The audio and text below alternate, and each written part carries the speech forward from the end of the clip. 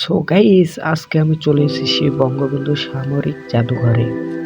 বঙ্গবন্ধু সামরিক জাদুঘর বাংলাদেশের রাজধানী ঢাকা শহরের বিজয় সরণিতে অবস্থিত একটি জাদুঘর। এই জাদুঘরটি বাংলাদেশ সেনাবাহিনী কর্তৃক নিয়ন্ত্রিত হয়।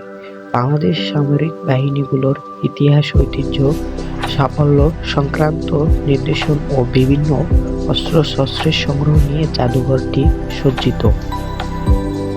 বঙ্গবন্ধু সামরিক জাদুঘরটি বুধবারে বন্ধ রয়েছে।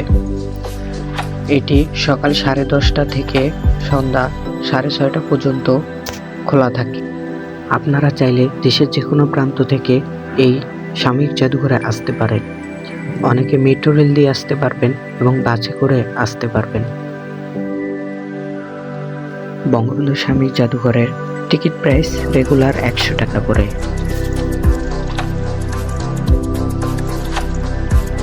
জাদুঘরে আসার পূর্বে এখানে সাইনবোর্ডে অনেক দিক নির্দেশনা রয়েছে, সেগুলো পড়ে অবশ্যই ভিতরে যাবেন।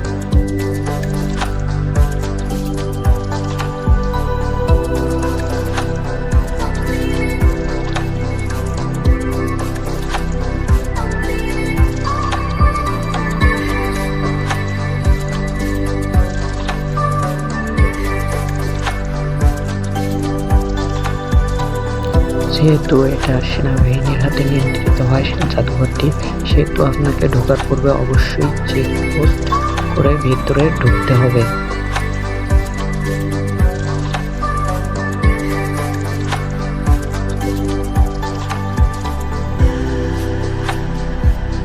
সো আমরা ইতিমধ্যে ভিতরে প্রবেশ করছি। প্রবেশের পূর্বে প্রথম পর্বে দেখবেন বিভিন্ন রকম সামরিক জাদুঘরের ঐতিহ্য, বিভিন্ন রকম সেনাবাহিনীর দিক নির্দেশনা, নৌকা, বিভিন্ন শস্ত্র এখানে রয়েছে।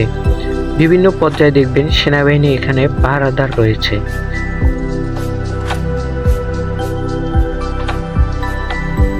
এখানে অনেক রকমের শেখার কিছু বিষয় রয়েছে।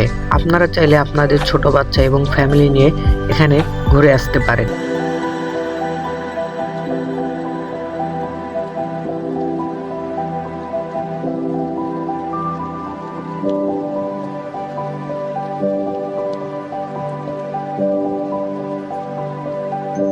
এখানে 3D ডিসপ্লে বিভিন্ন যুদ্ধের সামগ্রী আপনাদের বোঝানো হয়েছে।